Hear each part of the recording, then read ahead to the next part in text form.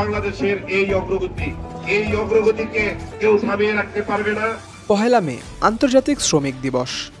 শ্রমজীবী মানুষের অধিকার ও মর্যাদা রক্ষার অঙ্গীকারে ঢাকার নয়াপল্টনে অনুষ্ঠিত হয় শ্রমিক সমাবেশ।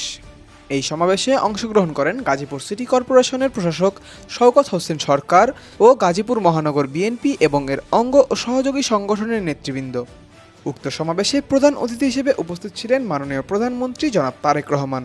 শ্রমিক দিবসে এই সমাবেশ যেন নতুন করে মনে করিয়ে দিল, দেশের উন্নয়নের মূল চালিকা শক্তি হলো শ্রমজীবী মানুষ, আর তাদের অধিকার রক্ষাই সবার অঙ্গীকার। এই বাংলাদেশ যে শ্রমিক ভাই বোনেরা আছেন, তাদের মেহনতি শ্রম এবং ঘামের বিনিময়ে আজকের বাংলাদেশের এই অগ্রগতিকে কেউ থামিয়ে রাখতে পারবে না।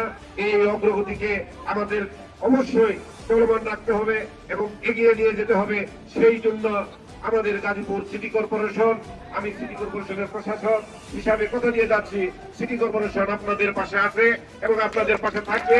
সকল সমস্যা সমাধানের জন্য আমরা গাজীপুর সিটি কর্পোরেশন আপনাদেরকে সহায়তা করব এবং সমাধান দেওয়ার চেষ্টা করব।